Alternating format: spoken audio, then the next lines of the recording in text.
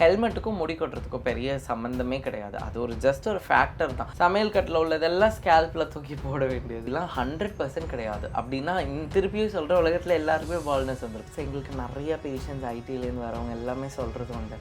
Doctor night shifts போகும்போது எங்களுக்கு நிறைய ஹேர் ஃபால் ஆகுது டாக்டர். டிரான்ஸ்பிளான்ட் பண்ணுறோன்னா இப்போ இவருக்கு எம் ஷேப் இருக்குது இல்லையா, இப்போ இவருக்கே டிரான்ஸ்பிளான்ட் நம்ம பண்ணணும் அப்படின்னா பண்ணலாம். அப்போ ஸோ நிறைய பேர் கேட்பாங்க, இப்போ இந்த டோனர் ஏரியாலேருந்து முடி எடுத்துட்டா வளராதா அப்படின்னா வளராது. டேண்ட்ரஃப் ஏதாவது இருக்கா, ஸோ எவ்வளோ கேப்ஸ் இருக்குது, எவ்வளோ டென்சிட்டி இருக்குது, ஃப்ரீ கன்சல்டேஷன் வச்சு சொல்லி தர்றது. உங்களுக்கு இதுதான் ப்ராப்ளம்ங்கிறத முதல்ல அட்ரெஸ் பண்ணால் தானே நீங்கள் அதுக்கேற்ற நீங்கள் வீட்டிலே ட்ரீட்மெண்ட் எடுத்தாலும் எதுக்காக ட்ரீட்மெண்ட் எடுக்கணும்னு இருக்குல்ல. டிரான்ஸ்பிளான்ட் பண்ணுறோன்னா இப்போ இவருக்கு எம் ஷேப் இருக்குது இல்லையா, இப்போ இவருக்கே டிரான்ஸ்பிளான்ட் நம்ம பண்ணணும் அப்படின்னா பண்ணலாம். அப்போ இந்த இடத்துல எல்லாமே முடி வச்சுருவோம். நம்ம அழகாக ரொம்ப கீழே வச்சாலும் நல்லா இருக்காது, ஓரளவுக்கு நல்லா நேச்சுரலாக வச்சு இந்த இடத்துலலாம் வச்சோன்னா ரொம்ப அழகாக இந்த இப்படி ஹேர் பேட்டர்ன் வச்சு வைக்கலாம் நேச்சுரலாக. ஓகேங்களா? ஸோ அப்படியே பார்த்திங்கன்னா இவருக்கு டோனார் ஏரியா பாருங்கள், இதுதான் டோனார் ஏரியா. டோனார் ஏரியா அவருக்கு நல்லா இருக்குது. இந்த டோனார் ஏரியாலேருந்து இப்படி எடுத்து இந்த முடியெல்லாம் எடுத்து இங்கே நம்ம வைப்போம். ஸோ நிறைய பேர் கேட்பாங்க, இப்போ இந்த டோனார் ஏரியாலேருந்து முடி எடுத்துட்டா வளராதா அப்படின்னா வளராது. ஏன்னா எடுத்த முடி வளராது, ஆனால் மற்ற முடிகள்லாம் கவர் பண்ணிடும். ஸோ அதை பற்றி 100% பயப்பட வேண்டாம். ஸோ இங்கே பாருங்கள், உங்களுக்கு ஒவ்வொரு ஃபாலிக்கல் கிட்டேயும் எவ்வளோ தூரம் வந்து உங்களுக்கு தெரியுதா, அந்த ஒரு ஃபாலிக்கல் எவ்வளோ முடி இருக்குது அப்படிங்கிறது தெளிவாக தெரியும், அந்த கேப்ஸ் தெரியும். ஸோ ஒரு ஃபாலிக்கல் எப்படிலாம் இருக்குது அப்படிங்கிறது சரியா. அப்புறம் இங்கே வந்து டேண்ட்ரஃப் ஏதாவது இருக்கா, ஸோ எவ்வளோ கேப்ஸ் இருக்குது, எவ்வளோ டென்சிட்டி இருக்குது, இதை நம்ம ஜூம் பண்ணி நம்ம காட்டலாம். அந்த எவ்வளோ ஃபாலிக்கல்ஸ் இருக்குது, அந்த ஒரு ஃபாலிக்கல் பாருங்கள், 2-3 முடியெலாம் தெரியுதா. ஆமாம். ஸோ இது எல்லாமே நமக்கு வந்து இந்த ஸ்கேனில் தெரியும். இது எல்லாமே கம்ப்ளீட்லி உங்களுக்கு ஃப்ரீ தான், எந்த சார்ஜஸும் கிடையாது. ஓகே. ஆக்சுவலாக எனக்கு டாண்ட்ரஃப் நிறையா இருக்குது டாக்டர், அது தெரியாது இதில் இல்லை, அவ்வளோ டாண்ட்ரஃப் ஒன்றும் தெரியல உங்களுக்கு. டர்ட்ஸ் தான், நிறைய பேர் டர்ட்ஸையும் டாண்ட்ரஃபையும் கன்ஃபியூஸ் பண்ணிப்பாங்க. ஸோ ஆமாம், பேசிக்காக நமக்கே தெரியாமல் முடி கொட்டுறதுக்கு நம்ம பண்ணுற மிஸ்டேக்ஸ் என்னென்ன? முடி கொட்டுறப்போ நிறைய பேர் பண்ணுற மிஸ்டேக்ஸ் என்ன தெரியுமா, ரொம்ப வந்து திங்க் பண்ணுவாங்க, அவங்களே செல்ஃப் ப்ராப்ளம் ஏற்படுத்திப்பாங்க. ஒரு கோம்பு வச்சு கிட்டத்தட்ட ஒரு 10 தடவை தலை வாரிட்டே இருப்பாங்க. அது என்ன ஆகும்னா ட்ராக்ஷனல் அலோபீஷியா அப்படின்னு சொல்லி ஒரு ப்ராப்ளம் உண்டாகும். இழுத்துகிட்டே இருக்கும்போது ஃபாலிக்கல்ஸ் லூஸ் ஆகும். அப்புறமா ஹாட் வாட்டரில் ஷவர் பண்ணுறது, ஹேர் ட்ரையரை வந்து ரொம்ப ஹீட்டாக வச்சு யூஸ் பண்ணுறது, ரொம்ப ஸ்பா ப்ராடக்ட்ஸ் பண்ணுறது, ஹேர் லாஸ் ப்ராப்ளம் இருக்குதுன்னு தெரிஞ்சால் நம்ம அதெல்லாம் கண்ட்ரோல் பண்ணணும். ஸோ இந்த மாதிரியான ப்ராப்ளம்ஸ் வந்து நிறையா பண்ணுறது உண்டு பேஷண்ட்ஸு. ஸோ அதெல்லாம் வந்து கொஞ்சம் பார்த்து பொறுமையாக பண்ணுங்கிறது பேஷண்ட்ஸ்கிட்ட சொல்லிக்கிறது. பொதுவாக எல்லாருக்குமே இருக்கிற ஒரு ப்ராப்ளம்னா அது டேண்ட்ரஃப் தான். அந்த டேண்ட்ரஃபை பர்மனெண்ட்டாக ஒரு 3 to 4 டேஸில் எனக்கு ஃபுல் க்யூர் பண்ணிடுங்க அப்படின்னா அதுக்கான என்ன பண்ணணும் நம்ம? டேண்ட்ரஃப்ங்கிறது நாங்கள் ஓபியில் நிறைய பார்க்கக்கூடிய ஒரு விஷயம், ரொம்ப காமனான ஒரு விஷயம். ஆனால் க்யூர் பண்ண முடியாது. டேண்ட்ரஃபை ட்ரீட் பண்ணலாம். சில ஷாம்பூஸ் இருக்குது, நல்லாவே 3 to 4 டேஸில் நல்லா ஓரளவுக்கு கிளியரன்ஸ் வரும். கீட்டகனசோல், கிளிம்பசோல், செலீனியம் சல்ஃபைட், அப்புறமா சாலிசிலிக் ஆசிட், ஜிங்க் பைரத்தியான், இந்த மாதிரியான காம்போனன்ட்ஸ் உள்ள ஷாம்பூஸ் போடும்போது கண்டிப்பாக வந்து அவங்களுக்கு ஒரு கிளியரன்ஸ் கிடைக்கும் டேண்ட்ரஃபில். So yes, that can be done, but cure பண்ண முடியாது.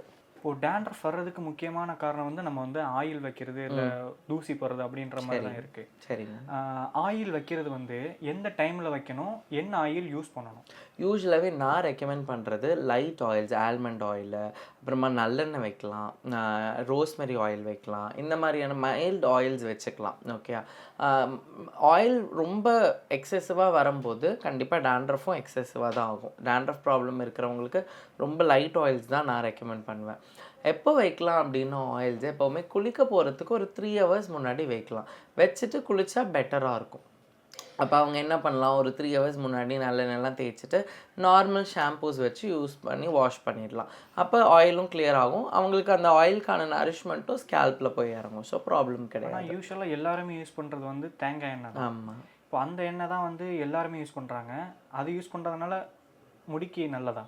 முடிக்கு நல்லது தான். தேங்காய் எண்ணெய் வந்து தப்புன்னு சொல்ல மாட்டேன். பட் தேங்காய் எண்ணெய் வந்து சில பேர் வந்து ரொம்ப அதிகமாக வச்சுடுவாங்க. ஓவராக லோட் பண்ணும்போது அது இன்னும் கொஞ்சம் டேண்ட்ரஃப் உருவாக்குறத நாங்கள் பார்க்குறது உண்டு. ஸோ அதனால் லைட் ஆயில்ஸ் தான் நான் சொன்ன மாதிரி almond oil is very good. அதை நீங்கள் ஃபாலோ பண்ணிக்கலாம் நீங்கள்.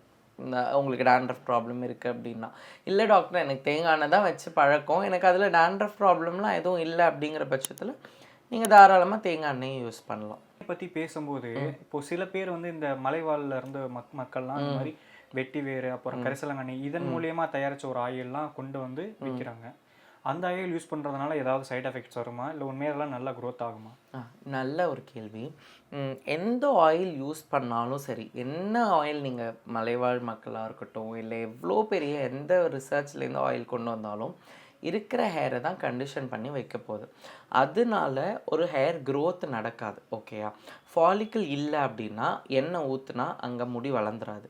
ஃபாலிக்கிள் இல்லை அப்படின்னா இல்லை தான். அதில் என்ன பண்ண முடியும் அப்படின்னா பேசிக்லி கண்டிஷன் பண்ண முடியும். என்ன ரத்தமாக இருக்கட்டும், இப்போது ரொம்ப ரொம்ப ட்ரெண்டிங்காக முயல் ரத்தம் தான் போயிட்டு இருக்கு. என்ன முயல் ரத்தம் ஆயிலாக இருந்தாலும், என்ன மலைவாழ் மக்கள், என்ன ஆதிவாசி எண்ணெயாக இருக்கட்டும், எந்த எண்ணெயாக இருந்தாலும் அமேசான் கார்ட்லேருந்தே நீங்கள் எடுத்துகிட்டு வந்தாலுமே உள்ள ஃபாலிக்கிள் இல்லைன்னா அது இல்லை தான். திருப்பியும் சொல்கிறேன், அதனால் முடி வளராது, வளரவே வளராது. விட்டமின்ஸ்லாம் இதில் இருக்குது. சாப்பாடு சாப்பிடும்போது இதையும் சேர்த்து எடுத்துக்கோங்க அப்படின்னா என்னென்ன? யூஸ்வலாக ப்ரோட்டீன் ரிச் டயட்ஸ் நான் சொல்கிறது உண்டு. ரொம்ப ஜங்க் எடுக்காதீங்க, கார்ப்ஸ் ரொம்ப ஹை லோடடாக போகாதீங்கன்னு சொல்கிறது உண்டு. ஆனால் நான் ஜென்ரலி சொல்கிற ஒரு விஷயம் என்னென்னா, ஃபுட்டுக்கும் ஹேர் லாஸ்க்கும் பெரிய அளவு சம்மந்தம் இல்லை. நம்ம ரோட்டில் நிறைய பெக்கர்ஸ் பார்ப்போம், ஆனால் அவங்களுக்குலாம் அவ்வளோ அடர்த்தியாக இருக்கும்ல முடி. ஆக்சுவலி வந்து அவங்கெல்லாம் என்ன சாப்பிடுவாங்கல்ல, நம்ம சாப்பிட்றது கூட அவங்க சாப்பிடுவாங்களான்னு எனக்கு தெரியல. ஸோ எனக்கு பர்சனலி ஃபுட்டுக்கும் ஹேர் க்ரோத்துக்கும் பெரிய அளவுக்கு நான் லிங்க் பண்ண மாட்டேன். ஜெனட்டிக் ஃபேக்டர்ஸ் தான் மெயினாக. நிறைய பேர் பைக்கில் ட்ராவல் பண்ணுறவங்களும் இருக்காங்க. ஹெல்மெட் யூஸ் பண்ணுறதுனால ஹேர் லாஸ் எதுவும் ஏற்படுமா? அப்படிலாம் 100% கிடையாது. அப்படின்னா திருப்பியும் சொல்கிற உலகத்தில் எல்லாருக்குமே பால்னஸ் வந்திருக்கும். ஹெல்மெட்டுக்கும் முடி கொட்டுறதுக்கும் பெரிய சம்மந்தமே கிடையாது. அது ஒரு ஜஸ்ட் ஒரு ஃபேக்டர் தான். அது யாரும் க்ளீன் பண்ண மாட்டாங்க ஒரு ஹெல்மெட்டை ஒழுங்காக. அப்போ என்ன ஆகும்னா டர்ட் வரும், அது டேண்ட்ரஃப் உருவாகும், இந்த மாதிரியான ப்ராப்ளம்ஸ் ஃபேஸ் பண்ணுவாங்க. அதே மாதிரி டாக்டர், இப்போ நைட் ஷிஃப்ட் பார்க்குறவங்களுக்கும் நிறைய பேருக்கு வந்து முடி கொட்டுற ப்ராப்ளம் இருக்குன்னு நிறைய பேர் சொல்கிறாங்க. அப்படி இருக்கிறவங்களுக்கு, நைட் ஷிஃப்ட் பார்க்குறவங்களுக்கு ஏன் முடி கொட்டுது, அதை க்யூர் எப்படி பண்ணுறது? நைட் ஷிஃப்ட்ஸ் எங்களுக்கு நிறைய பேஷண்ட்ஸ் ஐடியிலேருந்து வரவங்க எல்லாமே சொல்கிறது உண்டு, டாக்டர் நைட் ஷிஃப்ட்ஸ் போகும்போது எங்களுக்கு நிறையா ஹேர் ஃபால் ஆகுது டாக்டர் அப்படின்னு. ஆக்சுவலி நைட் ஷிஃப்ட்ஸ்னால என்ன ஆகும்னா, நம்ம யூஸ்வலாகவே நைட்டு வந்து தூங்கலை ஒழுங்காக அப்படின்னாலே பாடியில் ஸ்ட்ரெஸ் ஆகும். அப்போ திடீர்னு நீங்கள் நைட்டு மொத்த லைஃப் ஸ்டைலையும் மாற்றணும் அப்படிங்கும்போது 100% வந்து அது உடம்பளவில் ஸ்ட்ரெஸ் ஆகும். அதனால தான் நான் சொல்லுவேன், எப்போவுமே ஒழுங்காக அட்லீஸ்ட் தூங்கும் போது ஒழுங்காக தூங்கிடுங்க. அந்த டைம்லையும் நீங்கள் டிஸ்டர்ப்டு ஸ்லீப் இருந்தால் திருப்பியும் பாடி ஸ்ட்ரெஸ்ஸில் தான் போகும்.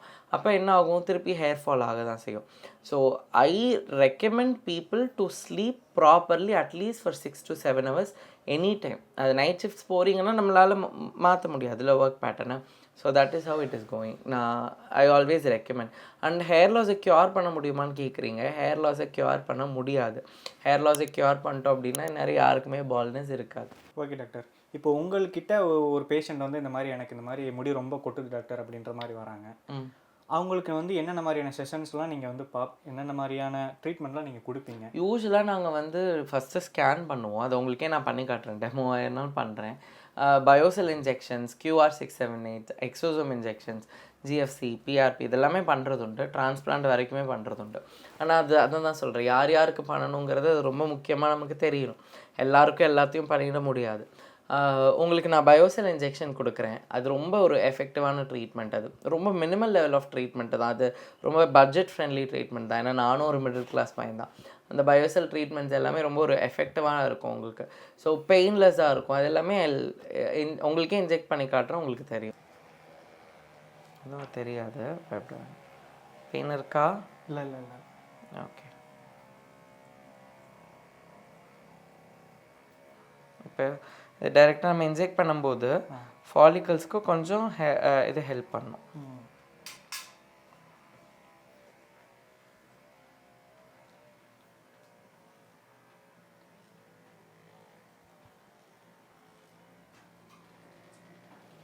அவ்வளோதான். ஸோ எந்த பெயின் எதுவுமே இருக்காது உங்களுக்கு. Okay okay. இப்போ GFCங்கிறது ஒன்றும் இல்லை, நம்ம பிளட்லேருந்து எடுத்து அதை சென்ட்ரிஃபியூஜ் பண்ணி இந்த மாதிரி சீரம்ஸ் வந்து நம்ம லிக்விட் கோல்டுன்னு சொல்லுவோம் இதை. ஸோ இந்த மாதிரி சீரம்ஸ் எடுத்து நம்ம ஆல்ரெடி இது ஒரு பேஷண்ட்டுக்கு வச்சுருக்கோம். ஸோ இது அந்த பேஷண்ட்டுக்கு வந்து நம்ம ஹெட்டில் இன்ஜெக்ட் பண்ணும்போது என்ன ஆகும்னா, க்ரோத் ஃபேக்டர்ஸ் உள்ளே போகும்போது திக்கனிங் ஆஃப் த ஃபாலிக்கல் நடக்கும், ஸ்ட்ரென்த் ஆகும் follicle, so that hair loss கம்மியாக ஆரம்பிக்கும், டென்சிட்டி இன்க்ரீஸ் ஆக ஆரம்பிக்கும். ஸோ இது பிளட்லேருந்து எடுத்து பண்ணக்கூடிய ப்ராசஸ். உங்களுக்கு பண்ண ப்ராசஸ் வந்து பிளட்டெல்லாம் இல்லாமல் ஆல்ரெடி லோடடாக இருந்த பயோசெல்ன்ற மாதிரி காம்பனன்ட்ஸ், அப்புறம் பயோடென்ஸ், அப்புறம் மல்டி வைட்டமின்ஸ் இருக்கிற பெப்டைட்ஸ் மாதிரியான சீரம்ஸ் எப்படி எடுத்து இன்ஜெக்ட் பண்ணி நம்ம எடுத்து உங்களுக்கு பண்ணது. ஸோ இது வந்து டோட்டலி வந்து ரொம்ப ஆர்கானிக், எல்லாமே ஆர்கானிக் ட்ரீட்மெண்ட்ஸ் தான், இதில் எதுலேயுமே சைட் எஃபெக்ட்ஸ் இருக்காது. ஓகே டாக்டர், இப்போ பிஆர்பியும் சிஎஃப்ஜியும் ஆல்மோஸ்ட் ஒரே மாதிரி ஜிஎஃப்சி. ஆமாம், க்ரோத் ஃபேக்டர்ஸ் வந்து கொஞ்சம் அதிகமாக இருக்கும் ஜிஎஃப்சி. என்ன டிஃப்ரென்ஸ்? அதான் க்ரோத் ஃபேக்டர்ஸ் தான். நம்மளுக்கு ஜெல் டியூப்ஸ் இருக்கும், டியூப்ஸ்லாம் டிஃப்ரென்ஸ் இருக்கும். ஸோ ரெண்டுத்துக்குமே காமன் பிளட்டு தான். ஸோ அதனாலே நான் என்ன சொல்வேன் என் பேஷண்ட்ஸ் கிட்ட, பிளட் ஒழுங்காக பார்த்துக்கோங்க, உங்கள் பிளட்டு தான் நமக்கு ஆதாரம் அப்படின்னு சொல்லிடுவேன் பேஷண்ட்ஸ்க்கு. அந்த தலையே ஒரு மாதிரி பளபளப்பாக ஆனதுக்கப்புறமும் நம்ம வந்து ஹேர் டிரான்ஸ்பிளான்ட் பண்ணாலும் அந்த இடம் வந்து அப்படியே நல்லா ஹேர் க்ரோத் நல்லா மாறிடுமா? ஹேர் டிரான்ஸ்பிளான்ட்டுங்கிறது கம்ப்ளீட்லி டிஃப்ரெண்ட் கான்செப்ட். நானே டிரான்ஸ்பிளான்ட் பண்ணியிருக்கேன். ஹேர் டிரான்ஸ்பிளான்ட்டுங்கிறது பின்னாடியிலேருந்து டோனார் எடுத்து முன்னாடி வைக்கக்கூடிய ஒரு விஷயம். அப்போ அது என்ன ஆகும் அப்படின்னு பார்த்தீங்கன்னா, ஃபுல் அண்ட் ஃபுல் வளர ஆரம்பிச்சிடும். அந்த ஏன் பின்னாடியிலேருந்து முடி எடுக்கிறோம், நமக்கு அந்த டோனார் ஏரியாவில் வந்து இந்த இடத்துல உள்ள ஹேர் எல்லாமே செக்ஸ் ஹார்மோன் இண்டிபெண்ட். அந்த டிஹெச்டிங்கிற ஹார்மோன் ரொம்ப அளவுக்கு பெருசளவுக்கு இம்பேக்ட் ஆகாது. அதனால தான் அந்த இந்த இடத்துலலாம் நம்ம வைக்கிறது உண்டு. ஸோ எஸ், அது பண்ணும்போது பால்னஸ்க்கு ஒரு பெர்மனன்ட் சொல்யூஷன் இல்லை, ஓரளவுக்கு லுக் சேஞ்ச் ட்ரான்ஸ்ஃபார்மிங்காக இருக்கும். அண்ட் டிரான்ஸ்பிளான்ட் பொறுத்த வரைக்கும் ரொம்ப கிளியராக சொல்கிறது, that is one of the very transforming. அது ரொம்ப ஒரு டிரான்ஸ்ஃபர்மேஷன் கொடுக்கும். அப்போ என்ன ஆகும் அப்படின்னா, பேஷண்ட்டுக்கு நல்ல ஒரு கான்ஃபிடென்ஸ் இன்க்ரீஸ் ஆகும். அது எப்போவுமே சர்ஜன்ட்டை பண்ணுறது இட்ஸ் ஆல்வேஸ் பெட்டர். அது சர்ஜன்ட்டை தான் பண்ணணும். ஓகே டாக்டர், நீங்கள் டிரான்ஸ்பிளான்ட் பண்ணியிருக்கேன்னு நீங்களே சொல்கிறீங்க. இப்போது டிரான்ஸ்பிளான்ட் பண்ணுறதுனால சைட் எஃபெக்ட்ஸ் எதுவும் வருமா? ஒன்றுமே வராது. I am perfectly alright. எனக்கு பெயின் கூட தெரியல. அந்த அளவுக்கு என் டீம் ரொம்ப அழகாக பண்ணியிருந்தாங்க. நம்ம ஜெரூஷ் பொறுத்த வரைக்கும் கன்சல்டேஷனே வாங்குறது கிடையாது. ஒரு நாளைக்கும் இவங்களுக்கு இவ்வளோ ரூபாய் சார்ஜ் கன்சல்ட்டிங்னு வாங்கினதே கிடையாது. நீங்கள் வந்து பார்க்கலாம். ஏன்னா எங்களுக்கு அந்த ஹேர் லாஸோட பெயின்லாம் எனக்குலாம் ரொம்பவே தெரியும். டாக்டர்ஸ் அவ்வளோ ப்ரொஃபஷனலாக அவங்கள பார்த்து ட்ரீட் பண்ணுவாங்க. There will be no consultation charge for the patients. இப்போது ஒரு கிரிஞ்சான ஒரு கேள்வி வந்து நிறைய பேருக்கு இது சந்தேகமாகவே இருக்குது. என்னென்னா, தலைநரை ஒரு முடி வந்துருச்சு அப்படின்னா அந்த முடியை பிடுங்குறதுனால அந்த தலைமுடி எல்லா இடமே தலை நிறையா மாறிடும் அப்படின்ற மாதிரி ஒரு விஷயம் சொல்கிறாங்க. அது உண்மை இல்லை, 100% கிடையாது. அது ஏன் அப்படி சொல்கிறாங்கன்னு எனக்கு தெரியல. ப்ரீமேச்சர் கிரேயிங் வந்து 3-4 ரீசன்ஸ் இருக்குது. விட்டமின் B12 டெஃபிஷியன்சியானால வரலாம், ஜெனட்டிக் இருந்தாலும் வரலாம், ஸ்ட்ரெஸ் ஓவராக இருந்தாலும் வரலாம், சில டைம் இடியோபேத்திக்னா என்னன்னே தெரியாது, அதனால கூட வரலாம். ஸோ அதனால் இதனால தான் இளநரை வருது அப்படிங்கிறது கிடையாது. ஒரு முடியை எடுத்தால் அந்த இடத்துல இளநரை வருங்கிறதெல்லாம் கிடையாது. ஆக்சுவலி இளநரை எப்படி ஆகுது அப்படின்னா, அந்த இடத்துல பிக்மெண்டேஷன் லூஸ் ஆகிடுது. ஓகே, அந்த பிளாக் கலர் பிக்மெண்ட் இல்லை, மெலனின்ங்கிற பிக்மெண்ட் சுரக்கலை, அதனால தான் அந்த ப்ராப்ளம் வருது. அதே மாதிரி இப்போ வந்து தேன் வந்து தலையில் தடவிட்டோம் அப்படின்னா அதுதான் இளநரையாக மாறி. ஐயோ, அப்படி இல்லை அப்படின்ற மாதிரி சொல்கிறாங்க. அதுவும் கிடையாது. நத்திங். ஏன்னா சின்ன வயசுல வந்து நிறைய பேர் பயமுறுத்தி வச்சிருக்கேன். இல்லை, அதுவும் கிடையாது. பார்த்தீங்கன்னா ஹேர் லாஸ்ங்கிறது எதனால் டாக்டர் முக்கியமாக நடக்குது? ஹேர் லாஸ் வந்து நமக்கு 700+ ரீசன்ஸ் இருக்குது சார். நமக்கு இதனால தான் ஹேர் லாஸ் நடக்குது அப்படின்னு சொல்லி ஒரு ரீசனை வந்து நீங்கள் அக்யூமுலேட் பண்ணவே முடியாது. முக்கியமாக அதான் நான் சொன்ன மாதிரி ஜெனட்டிக் இஷ்யூஸ். அவங்க அப்பாவுக்கு இருந்திருக்கலாம், தாய் மாமா சொந்தங்கள் யாருக்காவது இருந்திருக்கலாம், எப்படி வேணாலும் இருக்கலாம். அப்புறம் ஹெரிடிட்ரி பேட்டர்ன் தாண்டி இந்த ஹார்மோனல் இஷ்யூஸு, ஸ்ட்ரெஸ் ஃபேக்டர்ஸ், ஒழுங்கான லைஃப் ஸ்டைல் இல்லாதது எல்லாமே ரீசன் தான். ஒழுங்கான சாப்பாடு, நரிஷ்மெண்ட் இம்பேலன்ஸ், நான் சொன்ன மாதிரி அவங்களுக்கு ஆல்ரெடி ஹேர் லாஸ் ப்ராப்ளம் இருக்குது அப்படின்னா அதில் நம்ம என்ன பேராமீட்டர்ஸ் வச்சு சாப்பிட்ணுங்கிறதும் இருக்குது. ஸோ முக்கியமாக there is no one specific reason for hair loss. Multiple reasons இருக்குது ஹேர் லாஸ்க்கு. ஹேர் லாஸுக்கும் ஹேர் ஃபாலுக்கும் உள்ள டிஃப்ரென்ஸ் என்னென்னு? ஹேர் ஃபாலுங்கிறது ஒரு முடி கொட்டுச்சு அப்படின்னா திருப்பி முளைச்சிடும். ஹேர் லாஸுங்கிறது ஒரு முடி கொட்டுச்சு அப்படின்னா திருப்பி முளைக்காது, இல்லை முளைக்கிறதுக்கு ரொம்ப டைம் எடுக்கும், இல்லை க்ரோ ஆகிறதே அது ரொம்ப கஷ்டமாக இருக்கும். ஃபாலிக்கல் ஜென்ரேட் ஆகிறதே ரொம்ப கஷ்டமாக இருக்கும். ஸோ ஹேர் லாஸுக்கு தான் ட்ரீட்மெண்ட் உண்டு, ஹேர் ஃபாலுக்கு ட்ரீட்மெண்ட் வேண்டாம். அதுவாக சரியாயிடும். அதுவாக நம்ம நரிஷ்மெண்ட் செக் பண்ணாலே போதும். ஹேர் லாஸ்க்கு ட்ரீட்மெண்ட் எடுத்தால் போதும். இப்போது இந்த ஜெனரேஷனை பொறுத்த வரைக்கும் நமக்கு முன்னாடி இருந்தவங்க வந்து ஒரு 40 வயசுல தான் முடி கொட்ட ஆரம்பிச்சதா இருக்குது. இப்போது இந்த ஜெனரேஷனை பொறுத்த வரைக்கும் ஒரு 17 வயசு 18 வயசுலேருந்தே முடி கொட்ட ஆரம்பிக்குது. இந்த ஒரு டிஃப்ரென்ஸ் எதனால்? பிகாஸ் ரொம்ப ஸ்ட்ரெஸ் எடுக்கிறாங்க. எல்லாமே அவங்களுக்கு சீக்கிரம் சீக்கிரம் வருது. ஃபுட்டாக இருக்கட்டும், எல்லாமே அவங்களுக்கு ரொம்ப சீக்கிரமே கிடச்சிருது. கல்யாணம் கூட சீக்கிரம் பண்ணிக்கிறாங்க. அப்போது ஸ்ட்ரெஸ்ஸும் சீக்கிரம் வருது, ப்ராப்ளம்ஸும் சீக்கிரம் வருது. எந்த அளவுக்கு ஹாப்பினஸும் அவங்களுக்கு சீக்கிரம் வருதோ, அந்த அளவுக்கு ப்ராப்ளம்ஸும் அவங்களுக்கு சீக்கிரம் வருது. ஸோ லைஃப் ஸ்டைல் தான் முக்கியமாக. நிறைய பேர் இந்த வீட்டில இருந்து தர்மாரோல் யூஸ் பண்ணுறது, அப்புறம் மற்றபடி அவங்களே ட்ரீட்மெண்ட் எடுத்துக்கிறது, இதெல்லாம் எப்படி, இதெல்லாம் உண்மையில அவங்களுக்கு பெனிஃபிட் நோ, ஆகிடும்? டெஃபினெட்லி. நான் அதனால தான் சொல்கிறேன், வீட்டில் தனியாக ட்ரீட்மெண்ட் எடுத்துக்கிறதுக்கு அவங்களுக்கு முதல்ல என்ன ப்ராப்ளம்ங்கிறது தெரியணும். அதனால தான் டாக்டர்ஸ் நாங்கள் அதை சொல்லி தரோங்கிறோம். ஃப்ரீ கன்சல்டேஷன் வச்சு சொல்லி தர்றதே, உங்களுக்கு இதுதான் ப்ராப்ளம்ங்கிறத முதல்ல அட்ரெஸ் பண்ணால் தானே நீங்கள் அதுக்கேற்ற நீங்கள் வீட்டிலே ட்ரீட்மெண்ட் எடுத்தாலும் என்ன எதுக்காக ட்ரீட்மெண்ட் எடுக்கணும்னு இருக்குல்ல. ஸோ எல்லாம் தூக்கி சமையல் கட்டில் உள்ளதெல்லாம் ஸ்கேல்பில் தூக்கி போட வேண்டியது. நிறைய பண்ணுற தப்புகள் அதெல்லாமே உண்டு.